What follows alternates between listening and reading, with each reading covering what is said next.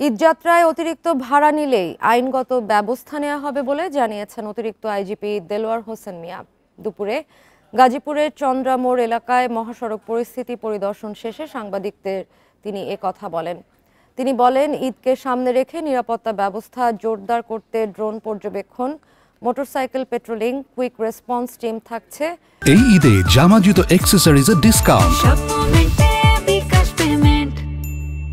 সড়কে গোয়েন্দা নজরদারি এবং ওয়াচ টাওয়ারের মাধ্যমে চন্দ্রা ত্রিমোড় এলাকায় পর্যবেক্ষণ করা হচ্ছে।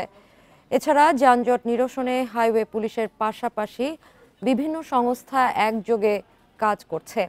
অতিরিক্ত ভাড়া আদায় প্রসঙ্গে আইজিপি বলেন, ঈদকে সামনে রেখে যেসব পরিবহনে যাত্রীদের কাছ থেকে অতিরিক্ত ভাড়া আদায় করবে তাদের বিরুদ্ধে ব্যবস্থা নেওয়া হবে। গাড়ি অতিরিক্ত ভাড়া আদায় করবে তাদেরকে আমরা শনাক্ত করব, তাদের বিরুদ্ধে আইনগত ব্যবস্থা নেব। বেডুলিমিটা আছে, ওখান থেকে কালিয়াপুর পর্যন্ত আমরা বাইপাস করব। এরপরে যদি সংকলন না হয় আমরা তখন মানিকগঞ্জের কালামপুর দিয়ে মির্জাপুর বাইপাস করব।